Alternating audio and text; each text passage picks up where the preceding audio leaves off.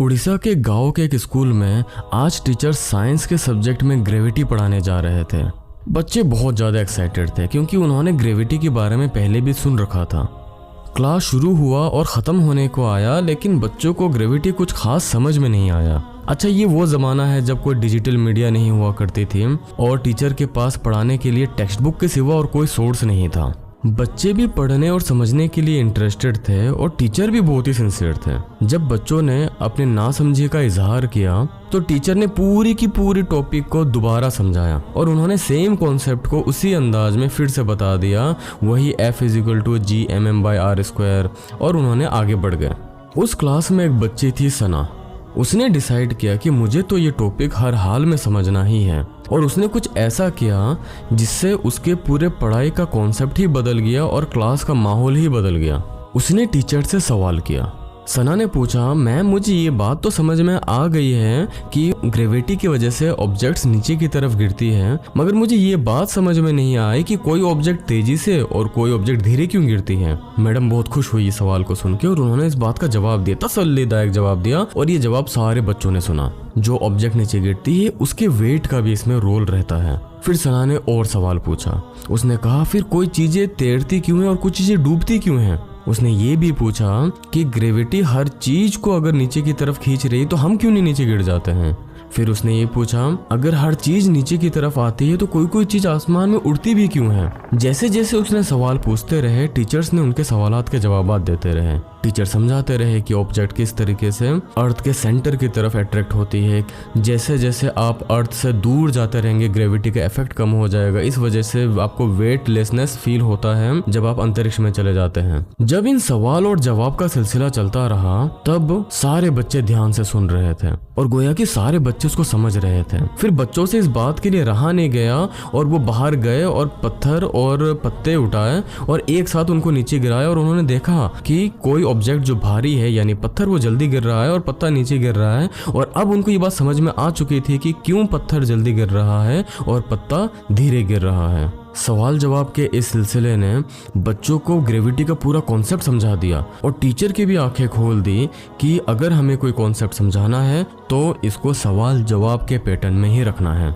लेकिन ये सवाल तो बच्चे ने ही करना है, क्योंकि बच्चे के दिमाग में एक कॉन्सेप्ट डेवलप हो रहा है। जैसे जैसे ये कॉन्सेप्ट डेवलप हो रहा है वैसे वैसे उनके जहन में सवालात प्रोड्यूस हो रहे हैं। अब जब आप भी इस बात को समझ गए हैं कि क्वेश्चनिंग का पावर कितना होता है जो कि किसी भी कॉन्सेप्ट को क्लियरिटी तक पहुंचा सकती है, आप भी एक क्वेश्चन मुझसे ये करेंगे कि आखिर मैं ये स्टोरी आपको इस स्टेज में क्यों सुना रहा हूँ और ये आपके बच्चे के लिए कैसे फ्रूटफुल है। मैं बताता हूँ। आज के वक्त में जब मीडिया ने हमें चारों तरफ से घेर रखी है और ये फिल्ड विथ इंफॉर्मेशन है, चाहे वो न्यूज़पेपर हो, सोशल मीडिया हो या फिर मूवीज़ ही क्यों ना हो, अनफॉर्चुनेटली ये सारे के सारे सोर्सेस ऑफ इंफॉर्मेशन है वो फेक इंफॉर्मेशन के साथ मिक्सड अप है। और हमारे बच्चों के लिए ये ज़रूरी है कि वो इस कॉन्सेप्ट को समझे कि किस तरीके से फेक इंफॉर्मेशन को फिल्टर आउट किया जाए। और ग्रेविटी को समझना जैसे जरूरी है, फेक इंफॉर्मेशन को फिल्टर आउट करने का प्रोसेस को सीखना भी जरूरी है। एज ए पेरेंट ये हमारी रिस्पॉन्सिबिलिटी है कि हम अपने बच्चे को सिखाएं कि इंफॉर्मेशन को किस तरीके से क्वेश्चन किया जाता है, और यही आज के वीडियो का कॉल टू एक्शन भी है। चलिए शुरू करते हैं।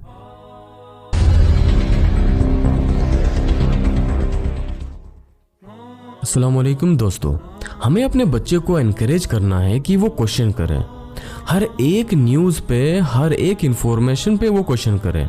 अब सवाल ये उठता है कि क्वेश्चन क्या क्वेश्चन करें, तो मैं आपको ना 5 क्वेश्चंस बता रहा हूँ। आपने क्या करना है, अपने बच्चों को सिखाना है कि ये 5 क्वेश्चन हर इंफॉर्मेशन के ऊपर करें। जब आपका बच्चा हर इंफॉर्मेशन पे ये 5 क्वेश्चन करेगा तब उसके जो फ्रेंड्स है वो भी इस चीज को सीखेंगे कि कोई भी न्यूज हमारे पास आती है उसमें हमें ये 5 सवाल करने हैं। और जब आपका बच्चा और उसके फ्रेंड्स हर इंफॉर्मेशन पे ये 5 सवाल करने लगेंगे तो at the end of the day होगा क्या कि पूरी की पूरी जो उनकी फ्रेंड सर्कल है उनके अंदर में एक मीडिया लिटरेसी डेवलप होगी, और जो एक मेंटल प्रेशर डेवलप होता है बच्चों के जहन में अपने पीयर प्रेशर की वजह से, वो चीज से आपका बच्चा बच जाएगा। तो बहुत ध्यान से इन 5 क्वेश्चन को सुनिए, इनको नोट डाउन कीजिए, अपने बच्चों को सिखाइए, उनको इम्प्लीमेंट करवाइए ताकि उनके फ्रेंड्स भी इसको इम्प्लीमेंट करें, ताकि आपके बच्चे के आसपास में एक हेल्दी एनवायरनमेंट बन जाए। और ये बहुत ज्यादा एसेंशियल है। अगर आपका बच्चा टीनेजर है तो बहुत ज्यादा एसेंशियल है। Question number 1, who created this message and what might be the intention और मोटिव बिहाइंड इट। यानी कोई भी इन्फॉर्मेशन जो आपके पास आया है, सबसे पहला सवाल ये कि ये एक मैसेज है ना। जैसे व्हाट्सएप में आपके पास एक मैसेज आया है, ये एक मैसेज है, किसी ने तो उसको टाइप किया है, उसको टाइप करने के पीछे उसका इंटेंशन क्या है, उसका मोटिव क्या है। दुनिया में कोई भी इंसान बिना वजह का कोई काम नहीं करता है। आपको अगर कोई ना बहुत ही नॉनसेंस कोई चीज नजर आती होगी व्हाट्सएप मैसेजेस में, तो वो शायद मीम आपको दिखता होगा कि बस कोई एक इवेंट हो रहा है, फोटो लग दी, 2 लाइन लिख दी और उसको पढ़ के हंस रहे हैं। I hope you are aware with meme industry. Meme जो चीज आपके लिए कोई अकाउंटेबिलिटी ही नहीं रखता है, वो अपने आप में एक इंडस्ट्री है। वो फ्रीलांसर्स जो मीम क्रिएशन करते हैं, वो लोग महीने का 10,000 से लेकर 1 लाख रुपए तक कमा रहे हैं। ये कोई ऐसी चीज नहीं है कि बस कर दे रहा है कोई, नहीं, ये बाकायदा उनके पास एक रीजन है। द टाइम्स के रिपोर्ट के हिसाब से इंडिया में daily 1.3 to 1.5 lakh memes produce होते हैं। सिर्फ इंडिया में 1.5 लाख मीम रोजाना बनते हैं। अब मैं मीम पे इतना फोकस क्यों कर रहा हूँ? क्योंकि मीम ऐसी चीज है जो बिल्कुल सिली है और आपको ऐसा लगता है कि बस ये तो यूं ही है। अगर मीम इतना सिली चीज है और ये अपने आप में इतना बड़ा वजह रखती है, तो आप समझिए कि वो जो व्हाट्सएप में फॉरवर्डेड मैसेजेस जो आपके पास आते हैं, उनके पीछे भी कोई ना कोई इंटेंशन है, रीजन है। वो चीज को हमें समझने की जरूरत है, उसको हमें फाइंड आउट करने की जरूरत है और कम से कम ये क्वेश्चन करने की जरूरत है कि बिना वजह का तो कोई इस मैसेज को नहीं बनाएगा। अगर कोई इस मैसेज को बना रहा है, अपना टाइम स्पेंड कर रहा है, उसके पीछे उसका कोई ना कोई मोटिव है। जैसे मैं भी ये वीडियो बना रहा हूँ, इसके पीछे मेरा मोटिव है, मैं मोटिवलेस काम मैं भी नहीं कर रहा हूँ। और इसी वजह से मैं बार बार आपसे कहता हूँ कि अगर आपको मेरी वीडियो पसंद आ रही है तो आपको लाइक करना है, और अगर पसंद नहीं आ रही तो आपको डिसलाइक करना है, ताकि मेरा जो मोटिव है कि आपको लिटरेट करना है। आज के डेट में पेरेंटिंग के मामले में जो इश्यूज आ रही है, जिसका कोई सोल्यूशन बजाहिर नजर नहीं आती है, क्योंकि जो हमारे स्कॉलर्स होते हैं वो कुरान हदीस की बात कर रहे होते हैं, डेफिनेटली उसमें कोई शक और शुबा नहीं, उसमें कोई कमी नहीं है। लेकिन आज के डेट में जब से सोशल मीडिया इतना एक्टिव हुआ है पिछले 5-7 सालों में, बहुत सारे नए तरह के इश्यूज क्रिएट हुए हैं। ये स्नैपचैट, इंस्टाग्राम और फेसबुक की दुनिया में एक ऐसे इश्यूज आए हैं जो कि आज से 15 साल 10 साल पहले इश्यूज नहीं थे। इन इश्यूज के वजह से हमारे बच्चे जिस मेंटल ट्रॉमा से गुजर रहे हैं, मैं चाहता हूं कि मैं अपने पेरेंट्स को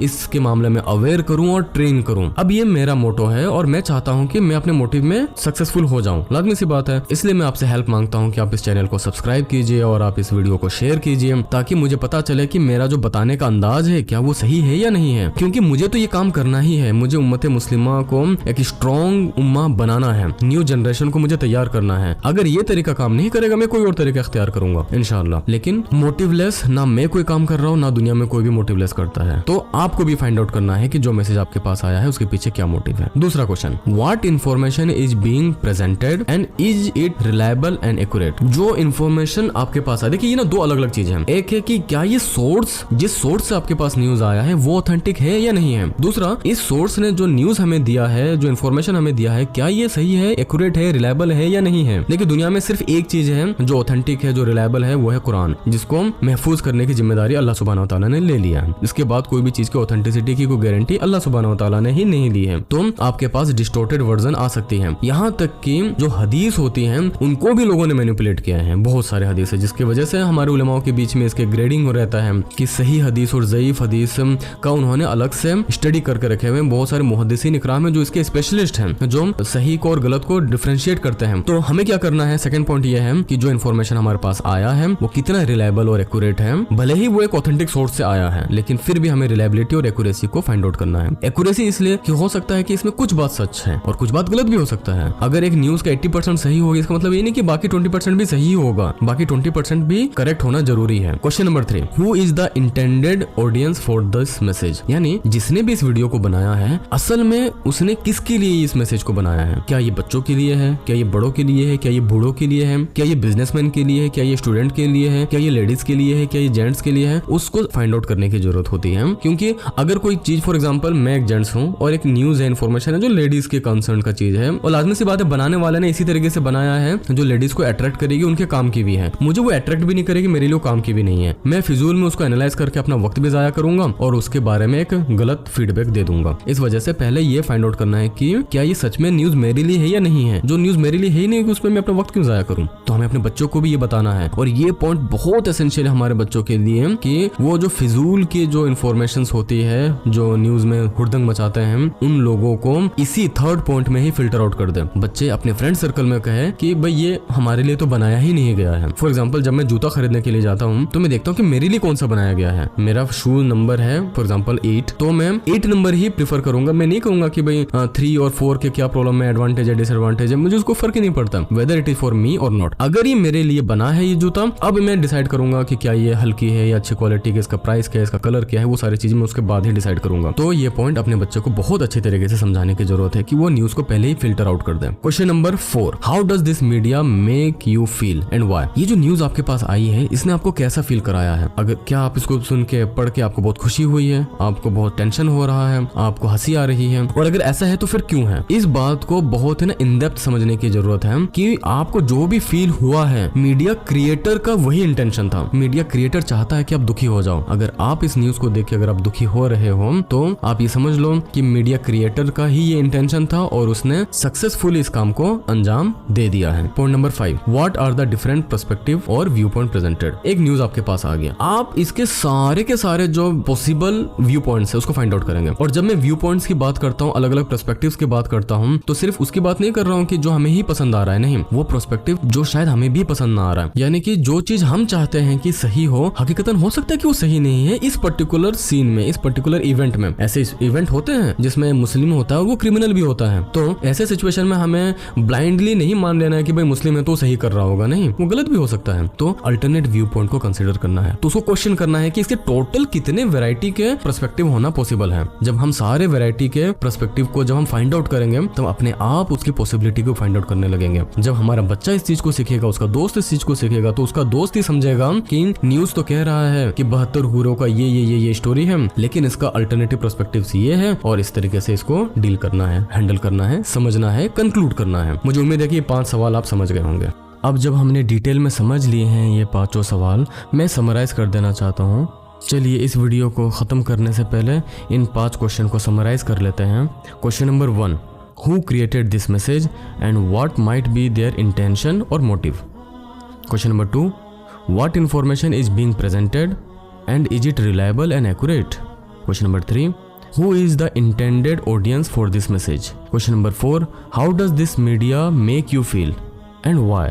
And last, question number 5, what are the different perspectives or viewpoint presented? जब हमारे बच्चे ये 5 सवाल करना सीख जाएंगे, फिर वो कभी भी फेक न्यूज़ के ट्रैप में नहीं गिरेंगे। मुझे उम्मीद है कि ये वीडियो आपके लिए बेनिफिशियल होगी और ये आप प्रैक्टिकली अपनी लाइफ में इम्प्लीमेंट कर पाएंगे। इस वीडियो में दिए हुए इन्फॉर्मेशन आपको कितना प्रैक्टिकल लगा, प्लीज़ आप कमेंट सेक्शन में इसे लिखिए। इस वीडियो को लाइक कीजिए, शेयर कीजिए। अगर आप यूट्यूब में देख रहे हैं तो इसको सब्सक्राइब कीजिए, फेसबुक में देख रहे हैं तो हमारे पेज को फॉलो कीजिए। और फेक न्यूज़ को तो हम आइडेंटिफाई कर लेंगे, मगर हमारे बच्चे रियल न्यूज़ को कहाँ से फाइंड आउट कर सकते हैं? आने वाली वीडियो में हम इस बात को समझेंगे। और अगर आपको ये जानना है कि आप अपने बच्चे को उम्मत का लीडर कैसे बना सकते हो, तो राइट वाले वीडियो को जरूर क्लिक कीजिए।